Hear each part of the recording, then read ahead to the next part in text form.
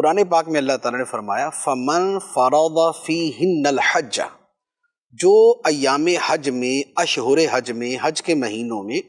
جو حج کا ارادہ کرے، فلا رفث ولا فسوق ولا جدال فی الحج، تو حج کے دوران نہ تو ایسی بات ہو کہ جس کا تعلق جو ہے وہ جنسی خواہشات کے ساتھ ہو، نہ فسق اور گناہ کی بات ہو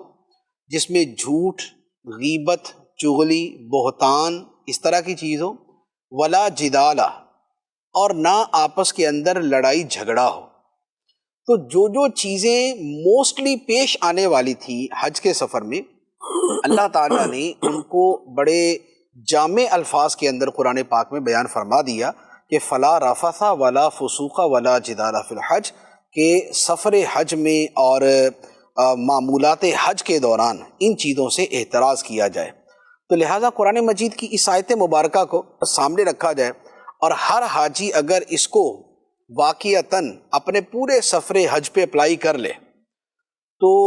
یہی اس کا حج مقبول بنے گا، یہی اس کا حج مبرور بنے گا، ماشاءاللہ۔ کیونکہ وہ جو حج کی فضیلت بیان کی گئی ہے کہ حاجی حج سے واپس جب آتا ہے تو وہ گناہوں سے ایسا پاک ہوتا ہے جیسے ابھی پیدا ہوا بچہ جو ہے وہ گناہوں سے پاک ہوتا ہے۔ تو اس حج کے بارے میں کیا فرمایا ہے کہ جس نے حج کیا اور اس نے کسی اس طرح کی جنسی خواہش والی بات نہ کی اور فسق اور گناہ کی بات نہ کی اور کوئی جھگڑا نہیں کیا، تو وہ حج سے ایسے واپس لوٹتا ہے کہ جیسے آج ہی پیدا ہوا ہے۔ زندگی میں ویسے بھی ہونا یہ چاہیے کہ چند ایک چیزیں آدمی اپنے اصول کے طور پہ اپنے سامنے رکھ لے۔ یہ سفر حج میں اگر صرف یہی بات اپنے ذہن میں رکھ لی جائے کہ جھگڑا نہیں کرنا، گناہ نہیں کرنا،